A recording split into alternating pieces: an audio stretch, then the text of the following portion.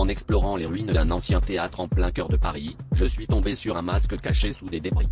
Il avait l'air banal à première vue, mais une étrange sensation de froid m'a traversé lorsque mes doigts ont effleuré sa surface.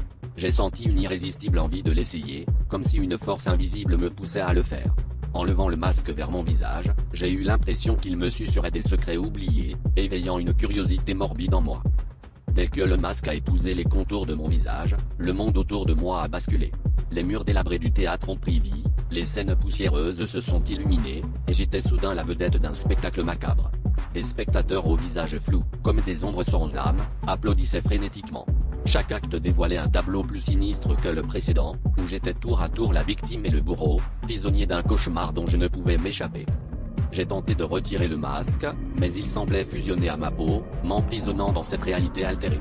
Les visions s'intensifiaient, et chaque nouvelle scène révélait des souvenirs enfouis de mon enfance, des peurs que j'avais oubliées. Le masque me montrait des vérités que je n'avais jamais osé affronter, mais à un prix terrible. Les applaudissements se sont mués en cris de terreur, et je me suis retrouvé seul sur scène, face à une version déformée de moi-même. Dans un ultime effort, j'ai arraché le masque de mon visage, haletant et couvert de sueur froide. Les ruines du théâtre étaient à nouveau silencieuses, mais le masque était toujours là, immobile à mes pieds, comme une relique maudite.